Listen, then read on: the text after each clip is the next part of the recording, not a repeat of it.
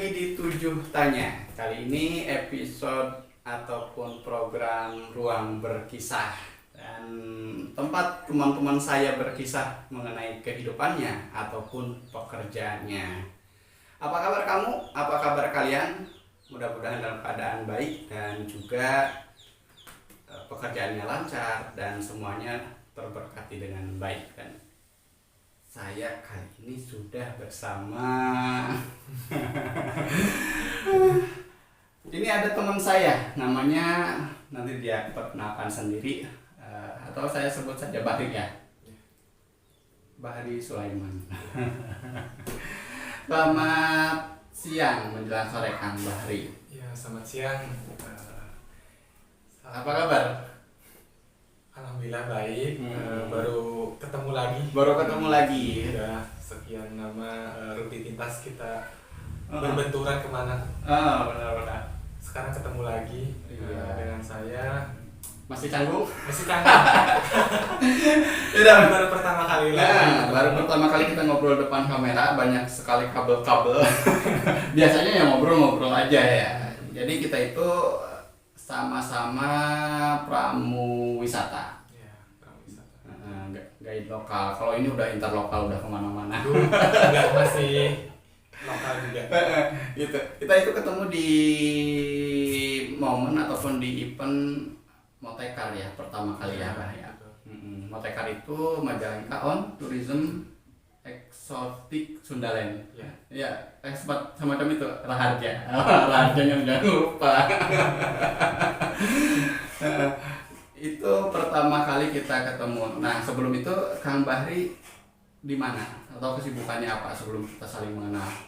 Sebelumnya saya sibuk di dunia travel. Kebetulan saya juga di Bandung waktu itu bekerja di travel, biro perjalanan haji dan umroh. Wow. Berarti pernah ke Tanah Suci juga? Alhamdulillah sudah. Wah. Sudah melakukan ibadah Umroh di sana. Dan untuk kerjaan-kerjaan wisata domestik dan internasional alhamdulillah juga sudah melakukan tugasnya ya. Saya tanya-tanya seputar itu boleh ya, travel umroh nih. Kalau misalkan kita nganter umroh itu berarti total berapa hari? Itu dulu deh. Totalnya ada 9 hari itu umroh yang reguler. Kalau umroh yang plus itu umroh plusnya ke Dubai atau ke Turki atau ke Palestina. Oke, jadi ke Tanah Suci dulu, baru ke tadi yang plusnya. Oke, wah keren nih. Berarti udah keliling-keliling ke tempat-tempat tadi yang disebutkan, Dubai, Turki. Itu salah satunya, alhamdulillah sudah. Udah, wow. Nah, kalau misalkan perjalanan umroh kita itu nganter, sebutnya apa ya, wisatawan mungkin umrohwan. Lebih tepatnya Jemaah. Tamu jemaah umroh ya. Kalau itu berarti sistemnya kita mengantar dari sini, terus di sana kita standby dengan tamu-tamu tersebut atau gimana? Ya, kita handle dari keberangkatan awal dari Indonesia. Ya. Langsung menuju Arab Saudi melakukan ibadah umroh. Kemudian di sana kita menapaktirasi sejarah Nabi Muhammad. Kemudian melakukan ibadah-ibadah yang lainnya, ibadah umroh khususnya tawaf, sa'i, wadah. Iya, oke. Tapi saya nggak harus nyebut bapak umroh nih. Kalau haji kan haji, pak umroh, nggak ya. Berarti itu selama 9 hari full kita menemani tamu. Betul. Iya. Sampai pulang lagi ke tanah air. Itu biasanya satu kali rombongan terbang ke sana itu berapa untuk personil pemandunya ya, berapa orang? Itu biasanya ada dua biasanya. Per berapa jemaah? Per 40 atau 35. Oh, ya. Seru ya? Seru sekali. Itu termasuk ada ustadznya juga. Ada ustadznya. Ya, barangkali merangkap ustadz. Nanti bagi-bagi tugas aja. Ustadznya. Saya di sana mendampingi dengan ustadznya, dengan mutawib di sana. Mutawib. Oh, itu apa maksudnya? Mutoib termasuknya di sana tuh membantu di travel haji dan umroh, khususnya tamu dari Indonesia.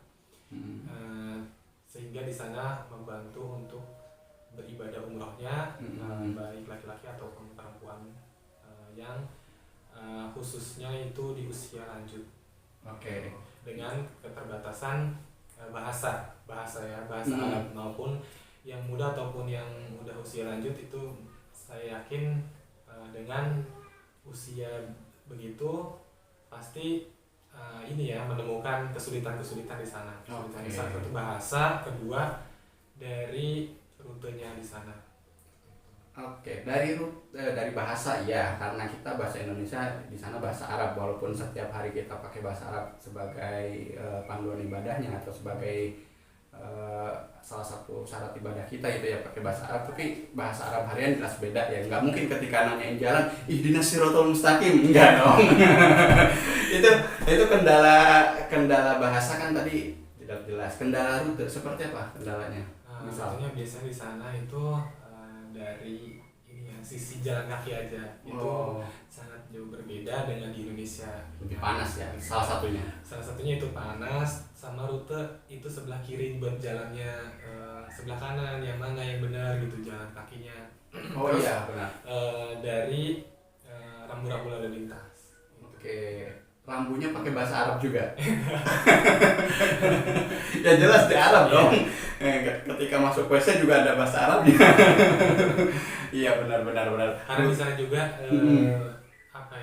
teknologinya juga sudah sangat maju ya. Jadi mungkin bagi orang-orang yang baru berangkat umroh itu sangat kaget gitu dengan teknologi yang digunakan di sana gitu. Karena masuk toilet pun di sana pakai teknologi yang sangat canggih, masuk kamar hotel pun pakai smart lock gitu. Iya, berarti kalau misalnya orang-orang kampung kayak saya itu agak bingung juga ya ketika di hotel. Kadang jangankan di Arab Saudi, dikit aja masuk hotel saya bingung gitu. kunci kartu selalu saya tinggalkan di dalam dan posisinya terkunci, jadi selalu menyusahkan resepsionis ya berarti ya. Selalu menyusahkan kalau saya itu salah satu yang jadi kendala ya. Terus kalau misalkan momen-momen yang paling berkesan nih sebelum kemana-mana ya masih di travel kan ya, travel umroh, ada nggak satu momen paling berkesan yang nggak dilupain ketika Kang Bahri ini ngantar umroh? Momen paling berkesan itu setiap pas menjelang mau bulan suci Ramadan itu. Momen yang sangat saya rindukan, pasti orang-orang juga pasti ada nuansa atau suasana yang berbeda di sana tuh. Dan di sana dengan kondisi cuaca yang sangat bagus biasanya ketika menjelang Ramadan itu. Itu gini ya, kalau yang saya lihat ya atau yang saya dengar di mana-mana begitu, ketika kita ke tanah suci itu ada perasaan yang gimana ya, ketika pertama kali lihat Ka'bah gitu pengen nangis atau apa. Apakah seperti itu? Apakah ketika kita ke sana juga sebagai bagian dari kerja gitu ya, tapi tetap merasakan hal itu? Ya pasti merasakan saya beribadah sekaligus tugas dari membawa rombongan jamaah dari Indonesia untuk melakukan ibadah umrohnya. Saya pasti pas pertama itu saya terharu lah, terharu dengan kuasa dari Tuhan ya Allah Subhanahu Wa Taala. Itu bukti nyatanya ini loh gitu. Masih ada dan sampai saat ini masih ada. Dan itu udah bukan lagi puluhan, ratusan tahun, udah berabad-abad yang lalu ya. Itu salah satu bukti kekuasaannya. Itu yang salah satu yang berkesan ya, Bang. Nah, selesai nih jadi pemandu umroh, pemandu wisata dan umroh ya. Selesai nih, pulang dong dari, kalau itu tempatnya di mana? Di Bandung ya? Di Bandung. Nah, di Bandung. Balik nih ke Majalengka. Nah, gimana pariwisata di Majalengka? Nah, untuk di pariwisata Majalengka memang sekarang sih saya lihat lumayan mau berkembang ya. Mau berkembang, terus dari segi tempat-tempat wisata juga udah mulai rapi. Tapi memang harus dirapikan. Ya, karena setiap proses apapun, setiap perubahan apapun butuh proses ya tentunya gitu kan. Tetapi progresnya baik begitu menurut Bahri ya. Hingga akhirnya di Majalengka ya kita jadi guide lokal ya, barengan gitu. Kita mandu teman-teman yang mau wisata ke Majalengka, khususnya yang wisata kota. Wisata kota itu banyak heritage yang juga bersejarah di Kabupaten Majalengka, seperti alun-alun Majalengkanya, terus juga Masjid Al-Imam, terus juga GGM dan sebagainya gitu ya Bah ya. Itu yang saya ketahui karena kita sering bareng nih. Nah, yang tidak saya ketahui sekarang kesibukannya apa? karena 2 tahun ini semenjak pandemi kita jarang ya, hanya by phone aja gitu kan. Benar, saking kita sibuknya nih, sampai jarang ketemu di event-event yang di pariwisata. Gitu. Nah, mungkin dari saya kesibukannya sekarang apa ya, macam-macam ya kesibukan itu, dari event pemerintahan, dari event pariwisata ya. Sekarang yang fokus di dunia pabrik outsourcing. Outsourcing. Oke. Saya belum pernah ngobrol nih di podcast, saya belum pernah ngobrol nih masalah outsourcing. Oke. Jadi sebagai apanya nih Kang Bahri itu di outsourcingnya? Berarti outsourcing itu kita mencari karyawan gitu ya, atau calon pekerja untuk nanti disalurkan ke suatu tempat gitu ya, suatu tempatnya ya pekerjaan yang memang ya resmi ya gitu ya, suatu perusahaan, PT dan lain sebagainya gitu ya, disalurkan. Nah, Kang Bahri ini sebagai apa nih Kang? Nah, saya di sini sebagai staf dari outsourcingnya yang mendistribusikan atau memperantarai untuk pekerja yang ke pabrik tersebut. Salah satu pabrik lah gitu ya. Jadi seolah-olah saya yang merekrutnya. Tapi memang benar saya yang merekrut, kemudian disalurkan ke pabrik A tersebut. Berarti Kang Bahri nyari ya siapapun yang memang memenuhi kualifikasi yang diminta oleh perusahaan yang Kang Bahri ini. Berarti Kang Bahri kerjasama dengan satu perusahaan, misalkan perusahaan itu minta ini karyawan sekian banyak gitu ya, atau ini kriterianya apa gitu. Berarti Kang Bahri yang nyari. Iya. Oke. Saya interview dan saya juga ikut terjun langsung untuk mengarahkan di pabriknya. Oh gitu. Jadi semacam perpanjangan dari HRD-nya ya, berarti ya. Anda HRD rekrutmennya gitu. semacam itu ini kali ya, sisi lain dari HRD di pabrik. Gitu. Oke. Ya karena memang beberapa perusahaan ya gitu, kita bekerja sama dengan outsourcing, istilahnya kita tuh nggak mau terlalu puyeng untuk merekrut karyawan, karena itu beberapa tahapan ya ketika merekrut karyawan itu, mulai dari screening berkas, terus juga ada tes, kadang ada tes tulisnya, kadang ada psikotesnya, bahkan terakhir nanti diwawancara, begitu ya tahapannya secara umum. Betul, memang sama tahapannya seperti itu. Screening dari pemberkasan, kemudian dari psikotes wawancara, itu paling terakhir ada medical check up. Oke, saya sering tidak lulus tuh medical. Gimana cara lulusnya?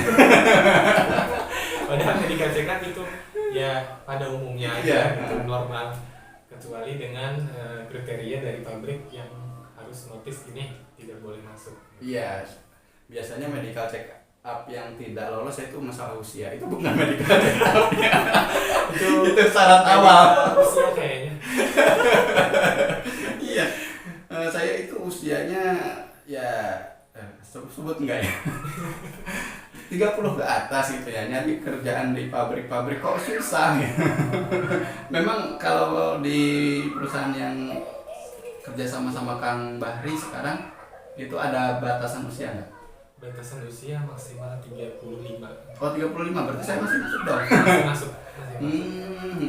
Terus apalagi rata-rata ketika kita mencari karyawan itu yang bagaimana sih yang dibutuhkan untuk pabrik gitu?